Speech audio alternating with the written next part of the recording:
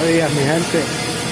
Vea, reparación de hidrapulpe, acero inoxidable 304, aplicación de soldadura.